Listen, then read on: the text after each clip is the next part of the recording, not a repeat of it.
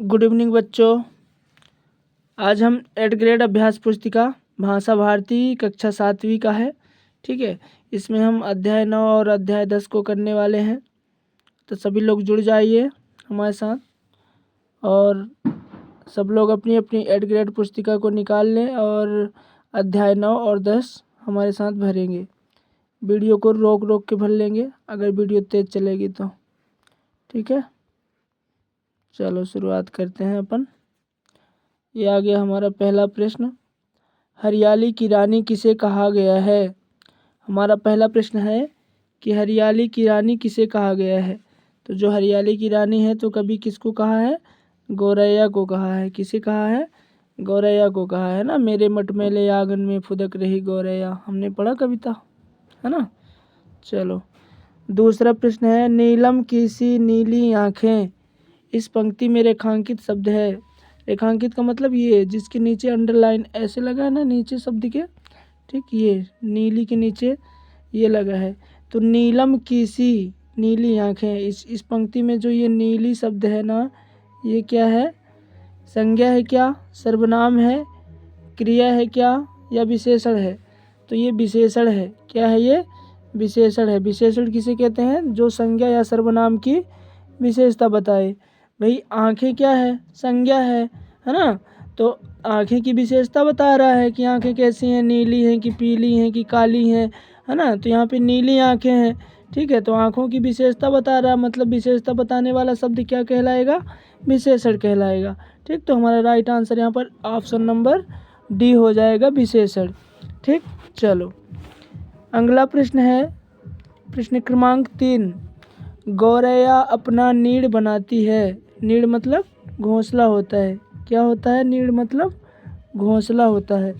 ठीक, तो गौरैया जो अपना नीड़ है अर्थात जो अपना घोंसला है वो किससे बनाती है, तो तिनके तिनके चुन चुन।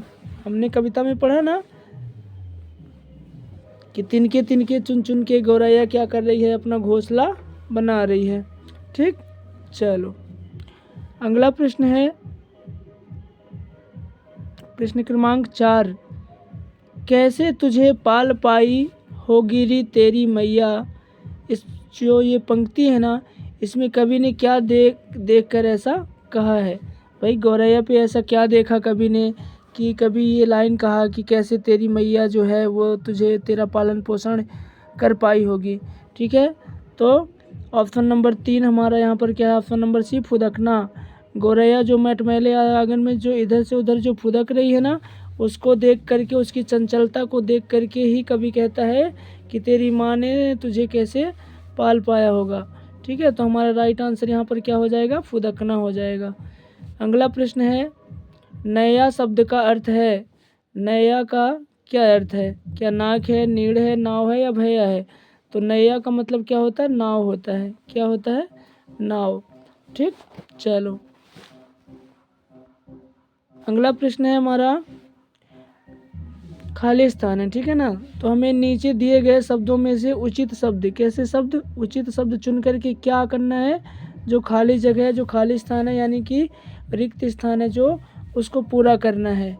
ठीक है, यहाँ पे हमारे सामने चांद, सुंदर, मेरी, मिट्टी, भैया, बहन, कच्ची, सोने, बहतीक, मटमैले इत्यादि शब्द दिए गए हैं। ठीक है ना, इन्हीं शब्दों में से हमको कैसे शब्द, उचित शब्द को चुनना है और ये खाली जगह पे भरना है। तो जैसे अब प्रश्न क्रमांक 6, गौरैया के पंख को खाली स्थान सा कहा गया है। किसके जैसा कहा गया है, तो सोने के जैसा कहा गया है ना।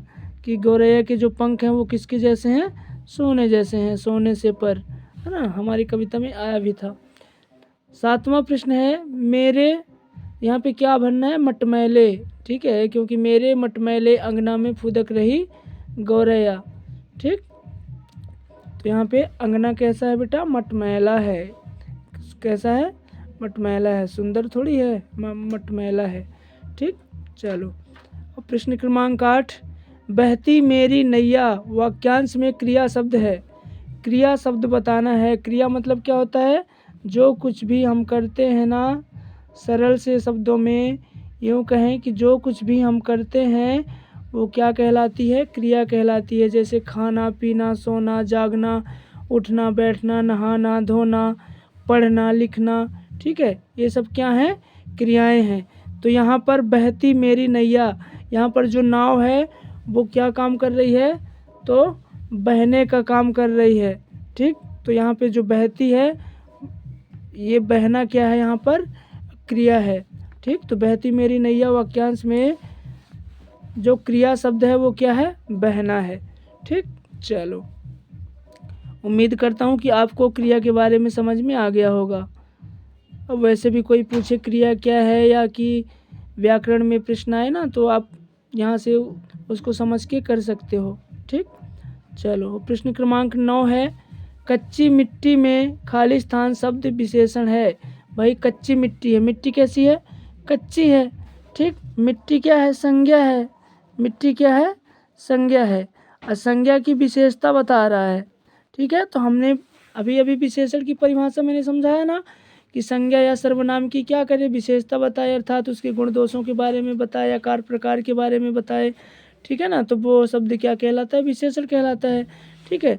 तो मिट्टी कैसी है बेटा? कच्ची मिट्टी है। कैसी है? कच्ची है। तो यहाँ पर जो कच्ची शब्द है वो क्या है बेटा? विशेषण है। क्या है? विशेषण है। तो यहाँ पे खाली स्थान शब्द विशेषण है, तो यहाँ पे कच्ची शब्द विशेषण है, ठीक। चलो, अगला प्रश्न है 10वां, कवि ने गौरैया को खाली स्थान बनने की इच्छा व्यक्त की है। भाई गौरैया का क्या बनना चाहता था कवि? आजा तुझको बहन बना लूँ और बनूँ मैं भैया, है ना। तो यहाँ पे कवि क्या बनना चाहता है? भैया बनना चाहता है, गौरैया का भाई बनना चाहता है, ठीक। चलो, अगला प्रश्न है प्रश्न क्रमांक 11, अति लघु उत्तरीय प्रश्न है, छोटे छोटे हैं, 1 लाइन 2 लाइन में इनके उत्तर होते हैं अक्सर, ज़्यादा लंबा खींचने की आवश्यकता नहीं है, ठीक। तो प्रश्न क्रमांक 11 है, कवि की हैरानी का क्या कारण है? तो कवि की हैरानी का कारण क्या है? गौरैया की, भाई जब गौरैया को देख रहा है ना कभी फुदकते हुए आंगन में खेलते कूदते, तो कवि को हैरानी हो रही है। क्या देख कर के?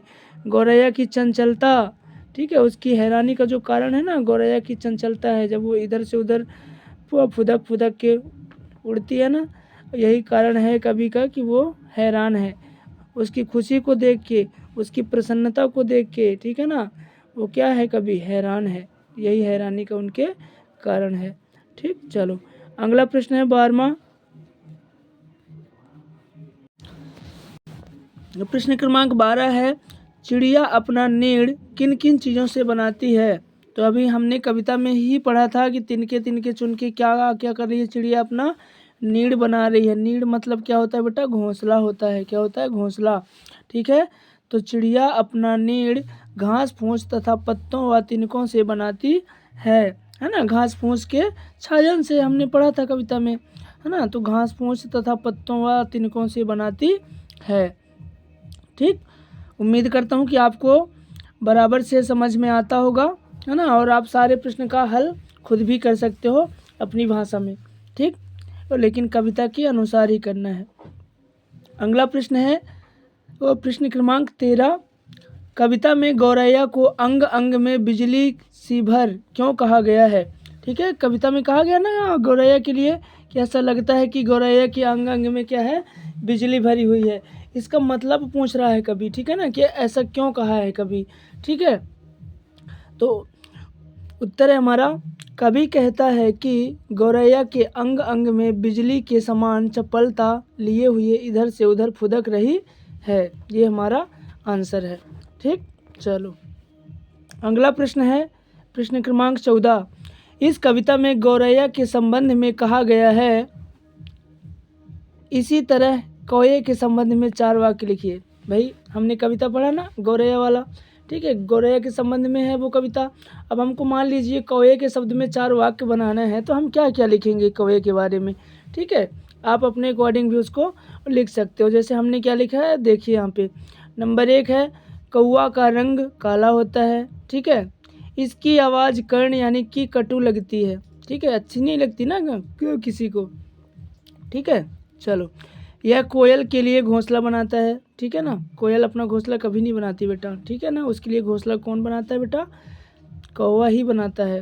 चौथी बात क्या है कि सर्वभक्षी पक्षी होता है, ठीक है ना। आप लोगों ने देखा होगा कि कौवा जो होता है ना सब कुछ खा लेता है, ठीक है ना, तो सर्वभक्षी है वो। ठीक, चलो अगला प्रश्न है प्रश्न क्रमांक 15। सूक्ष्म वायवीय लहरों पर संतरण कर रही सरसर, पंक्ति का अर्थ अपने शब्दों में लिखिए। तो इस पंक्ति का जो अर्थ है, इसमें कवि कहता है कि हवा के द्वारा ऊपर उठी लहरों पर, ठीक है, हवा जब चलती है उसकी लहर ऊपर उठती है, ठीक है ना, उस पर गौरैया क्या कर रही है, सरसराती हुई, अर्थात उस पर वो उड़ रही है, गतिशील हो रही है, ठीक है ना। तो कवि कहता है कि हवा के द्वारा ऊपर उठी लहरों पर गौरैया सरसराती है, अर्थात गतिशील है, ठीक है। चलो अगला प्रश्न है फूली नहीं समाती, फूली नहीं समाती से कवि का क्या आशय है, फूले ना समाना, एक मुहावरा भी है भाई, फूले ना समाना मतलब अत्यधिक प्रसन्न होना, ठीक है, वो तो मुहावरा है, लेकिन यहाँ पर हम देखेंगे कविता के अनुसार इसका उत्तर। ठीक, तो कवि गौरैया की खुशी को देखकर कहता है कि वह इतनी खुश है कि खुशी के मारे वह कभी इधर कभी उधर फुदक रही है। कवि गौरैया की खुशी देखकर अचंभा में पड़ गया है, इसीलिए कहा है ना कवि कि फूली नहीं समाती है ये, ठीक है, अर्थात इसको इतनी ज़्यादा खुशी है, इतनी ज़्यादा प्रसन्नता है कि इसकी खुशी का कोई ठिकाना ही नहीं है। ठीक, चलो अगला प्रश्न है प्रश्न क्रमांक 17। प्रश्न क्रमांक 17 है पुनरुक्त शब्द किन्हें कहते हैं। ठीक, बहुत ही सरल सा प्रश्न है और आपको पता भी होना चाहिए, अगर नहीं पता है तो आज पता हो जाएगा, ठीक है ना। और पुनरुक्त का मतलब ही होता है बार बार, क्या होता है बेटा, बार बार, पुनरुक्त, ठीक है, बार बार, ठीक है। जब कोई शब्द वाक्य में लगातार 2 बार प्रयुक्त होकर, ठीक है ना, मान लीजिए कोई ऐसा शब्द है, ठीक है, जो वाक्य में लगातार 2 बार प्रयोग हुआ है, ठीक है ना, लेकिन वो क्यों प्रयोग होता है 2 बार, विशेष अर्थ दर्शाने के लिए, ठीक है ना, ऐसे नहीं होता है सामान्य अर्थ के लिए, ठीक है।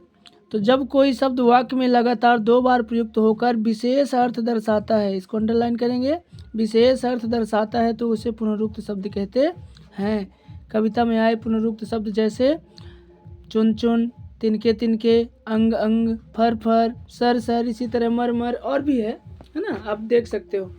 ठीक, चलो अगला प्रश्न है वर्तमान परिवेश में गौरैया के कम दिखाई देने का क्या कारण हो सकता है।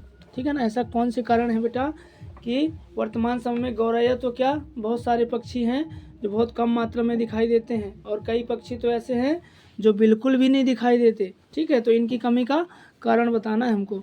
ठीक, तो वर्तमान परिवेश में गौरैया कम दिखाई दे रही है क्योंकि उसके लिए उपयुक्त आवास की कमी हो रही है। बिल्कुल, उपयुक्त आवास भाई वो रहती कहाँ है, पेड़ पौधे में, जब पेड़ पौधे ही कम हो रहे हैं तो आवास की कमी तो हो रही है ना कहीं, है ना, तो उपयुक्त आवास की कमी हो रही है। और भी बात है जैसे तथा शहरीकरण, रासायनिक प्रदूषण एवं रेडिएशन, रेडिएशन मतलब ये जो नेटवर्क है ना हमारे 4G 5G 6G आ रहे हैं ना, जी लगाते हुए, ठीक है, ये सब वो पक्षियों के लिए क्या है बेटा बहुत हानिकारक है, ठीक है ना, इसीलिए जो पक्षी वैज्ञानिक होते हैं ये इसके खिलाफ हैं।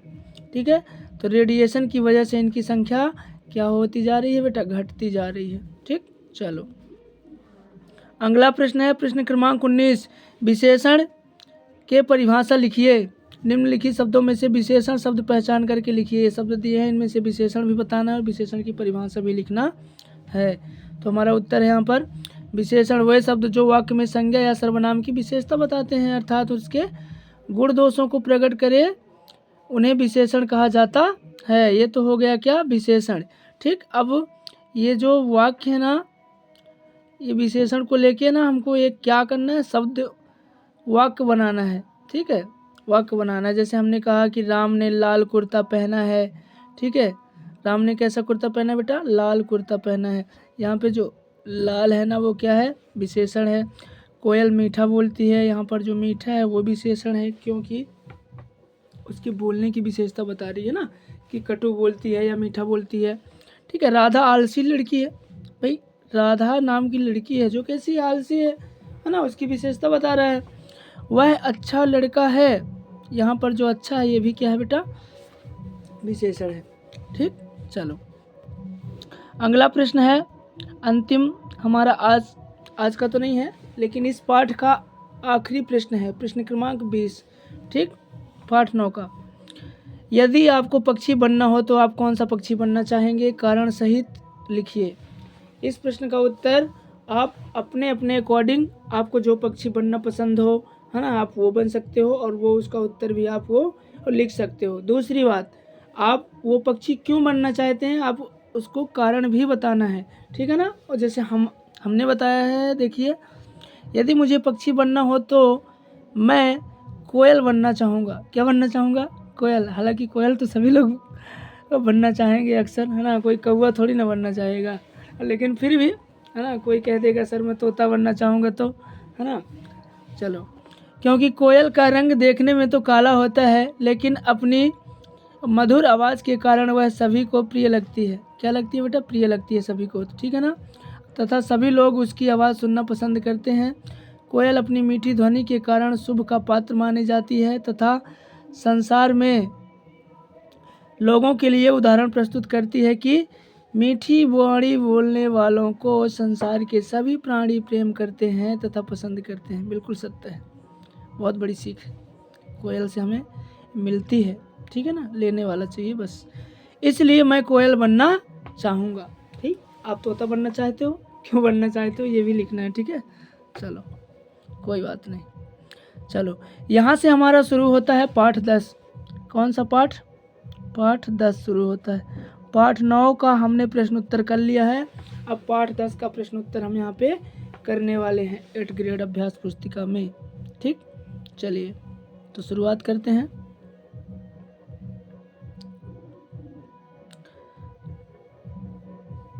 पहला प्रश्न हमारा यहाँ पे गायब है क्या?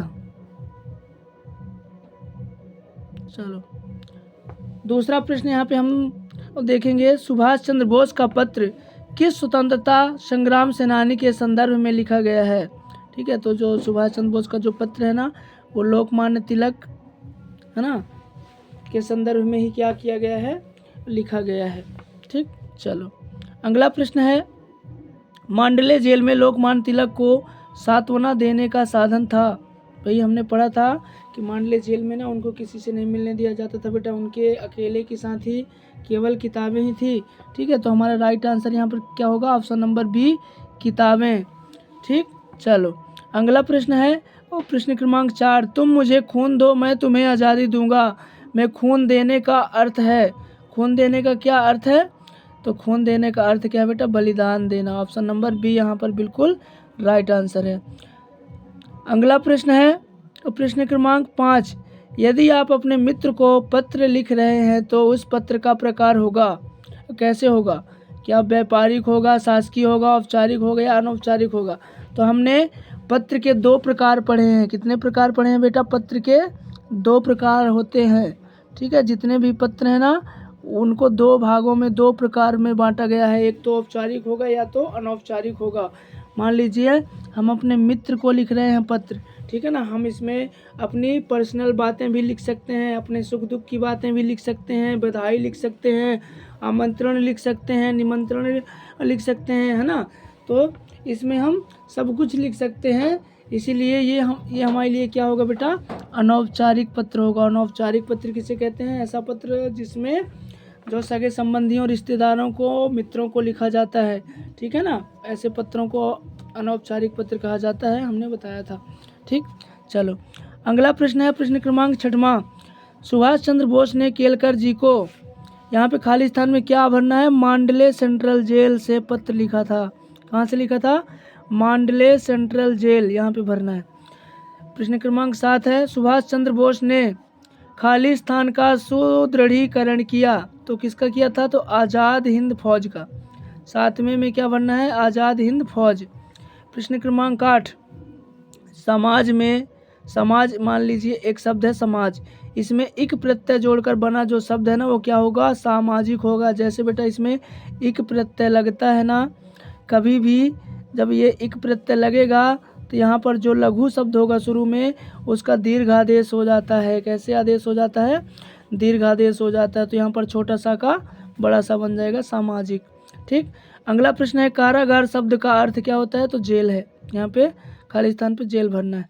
ठीक, अगला प्रश्न है 10वां, 3 भुजाओं वाला क्या कहलाता है? त्रिभुज कहलाता है। तो 4 भुजाओं वाले को क्या कहेंगे? चतुर्भुज कहेंगे, है ना, सरल सा है। चलो अगला प्रश्न है 11वां, आपको अपने पिता को पत्र लिखना है, पत्र का आरंभ आप किस प्रकार करेंगे? तो किस प्रकार करेंगे, है ना, मान लीजिए पिताजी को पत्र लिखना अनौपचारिक पत्र के अंतर्गत आता है बेटा। किसके अंतर्गत आता है? अनौपचारिक पत्र के अंतर्गत। क्यों आता है? क्योंकि हमारे वो सगे संबंधी हैं, है ना। चलो अतः मैं प्रारंभ में पूजनीय पिताजी लिखूंगा। पूजनीय ऐसे लिखा जाता है, ठीक है ना। पूजनीय जो आधा जा करके लिखते हैं ना, देख लेना वो गलत होता है, पूजनीय होता है सीधा सा, ठीक है, पूजनीय पिताजी। ठीक, चलो अगला प्रश्न है 12वां, सुभाष चंद्र बोस का नारा क्या था? तो सभी लोग जानते हैं, तुम मुझे खून दो मैं तुम्हें आज़ादी दूंगा। ये किसने कहा था? सुभाष चंद्र बोस ने कहा था, दिल्ली चलो। ठीक, चलो अगला प्रश्न है 13वां, गीता भाष्य ग्रंथ का प्रणयन लोकमान्य तिलक ने कहाँ पर किया था? ठीक, हमको बताना है कि कहाँ पर किया था गीता भाष्य। तो मांडले जेल में किया था ना। हाँ, गीता भाष्य ग्रंथ का प्रणयन लोकमान्य तिलक ने मांडले सेंट्रल जेल में किया था। ठीक है, चलो अगला प्रश्न है, हर्षित शब्द में इत प्रत्यय जुड़ा है। कौन सा प्रत्यय जुड़ा है? इत प्रत्यय जुड़ा है हर्षित शब्द में। इत प्रत्यय वाले 2 शब्द और भी बनाना है। 2 शब्द क्या, बहुत शब्द बना सकते हो, ठीक है, लेकिन यहाँ पे केवल 2 ही लिखना है। जैसे कि इच्छित हो गया, इच्छा में इत प्रत्यय लग गया तो इच्छित, लक्ष्य में इत प्रत्यय लग गया तो क्या बन गया? लक्षित बन गया। ठीक, ऐसे ही करके। चलो अगला प्रश्न है, मांडले जेल का परिवेश कष्टकारी क्यों था? ठीक, तो मांडले जेल का परिवेश कष्टकारी था क्योंकि वहाँ पर कैदियों को किसी अन्य बंदी से मिलने जुलने नहीं दिया जाता था तथा भारी यंत्रणाओं से गुजरना पड़ता था। ठीक है ना भैया, जो मांडले जेल का जो परिवेश था ना, वो सामान्य जेलों की तरह नहीं था, कहने का मतलब। ठीक है ना, वहाँ पे बहुत ही ज़्यादा यंत्रणाओं से गुजरना पड़ता था कैदियों को। ठीक है, चलो अगला प्रश्न है प्रश्न क्रमांक 16, तिलक के किन गुणों के आधार पर उन्हें विश्व के महापुरुषों में प्रथम पंक्ति में स्थान मिलना चाहिए? ऐसा किसने कहा था? किसने कहा था? नेताजी। नेताजी अर्थात सुभाष चंद्र बोस ने। ठीक, चलो तो लोकमान्य तिलक को विश्व के महापुरुषों में प्रथम स्थान यानी कि प्रथम पंक्ति में स्थान मिलना चाहिए। क्यों? क्योंकि वे प्रतिकूल वातावरण में भी गीता भाष्य जैसे ग्रंथ की रचना की थी। बहुत छोटी बात नहीं है बेटा, ये बहुत बड़ी बात है। ठीक है ना, गीता भाष्य जैसे ग्रंथ की रचना करना जेल में, वो भी, ठीक है ना, बहुत बड़ी बात है। ठीक, इसीलिए नेताजी सुभाष चंद्र बोस ने कहा था कि जब भी विश्व में महापुरुषों की बात होगी तो जो लोकमान्य तिलक हैं वो पहली लाइन पे होंगे। ठीक, चलो अगला प्रश्न है 17, सुभाष चंद्र बोस ने नौजवानों की पीड़ा और लोकमान्य तिलक की पीड़ा में क्या अंतर पाया है? ठीक है, तो लोकमान्य तिलक की पीड़ा असहनीय थी, वे बूढ़े हो गए थे ना भाई, वयोवृद्ध थे वो। ठीक है, तथा मधुमेह की बीमारी झेलते हुए जेल की कठोर यंत्रणाओं को 6 वर्ष तक सहे थे, जो नौजवान की पीड़ा से कहीं अधिक कष्टदायी था। ठीक, चलो अगला प्रश्न है 18, लोकमान्य तिलक के जेल जीवन पर 4 वाक्य लिखिए। 4 क्या 10 वाक्य लिख सकते हैं, ठीक है, लेकिन 4 ही लिखना है ना, यहाँ पे जगह भी तो नहीं है। पूछा भी 4 वाक्य है, कितने वाक्य? 4 वाक्य लिखना है। नंबर 1 है, लोकमान्य तिलक को अन्य बंदियों से मिलने नहीं दिया जाता था। दूसरा है, तिलक जी ने जेल में रहकर ही गीता भाष्य ग्रंथ की रचना की। ठीक है, तीसरा है, जेल में तिलक की एकाकीपन की साथी क्या थी? पुस्तकें थी।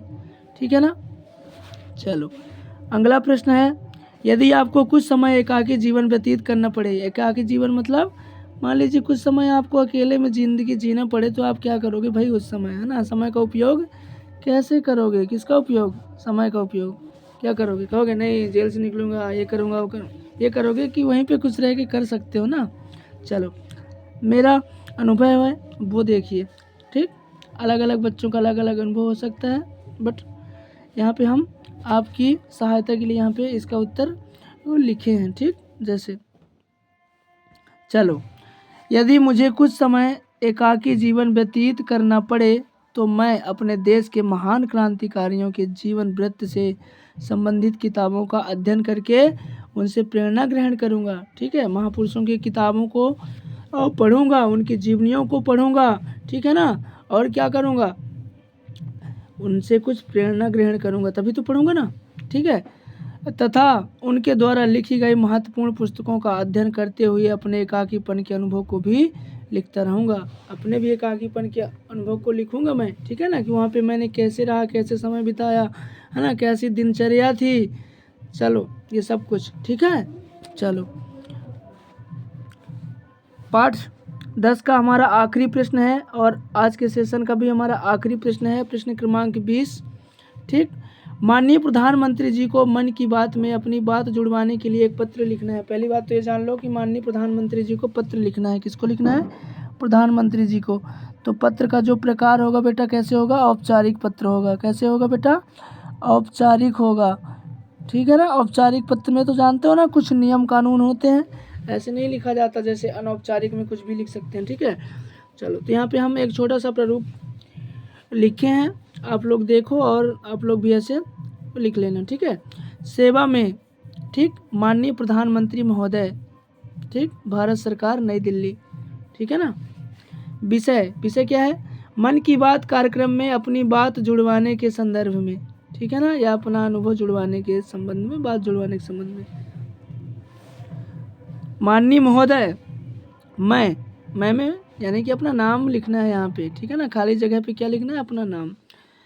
मध्य प्रदेश, जिला कटनी का निवासी हूँ। मैं प्रति रविवार आपके कार्यक्रम, क्यों रविवार मैंने लिखा? क्योंकि रविवार के दिन ही तो आता है ना मन की बात कार्यक्रम। मोदी जी देश की जनता को संबोधित करते हैं ना। आपके कार्यक्रम मन की बात को ध्यानपूर्वक सुनता और समझता हूँ। जब सुनूंगा ना तभी उसमें कुछ अपनी बात जुड़वाने की कोशिश भी करूँगा। जब सुनूंगा ही नहीं तो क्या पता वो क्या बोल रहे हैं, है ना। तो ये तो लिखना पड़ेगा ना। ध्यानपूर्वक सुनता है और समझता हूँ। मैं आपके द्वारा शुरू किए गए मन की बात में अपने विचार प्रकट करने के लिए यह पत्र लिख रहा हूँ, ठीक है ना, जिसमें मेरा विचार किसानों की समस्या हल पर जुड़ा हुआ है, किसानों की समस्या से जुड़ा हुआ है, मान लीजिए, ठीक है ना। मैं आपकी प्रतिक्रिया का इंतज़ार करूँगा। प्रतिक्रिया मतलब यही कि आप अनुमति दे रहे हैं अथवा नहीं दे रहे हैं, ये होगी उनकी क्या प्रतिक्रिया होगी, ठीक है। सधन्यवाद, सधन्यवाद मतलब धन्यवाद सहित, ठीक है। यहाँ पे संपर्क लिखना है, संपर्क का विवरण, ठीक है ना, जिससे आपको कांटेक्ट किया जा सके, और यहाँ पे अपना नाम भी लिख लेना है नीचे, ठीक। चलो उम्मीद करता हूँ आज की क्लास सभी लोगों के लिए महत्वपूर्ण क्लास रही होगी, है ना। इसी तरह की वीडियो पाने के लिए हमारे चैनल को सब्सक्राइब करें और हमारे वीडियो को लाइक करें, ठीक है। चलो धन्यवाद।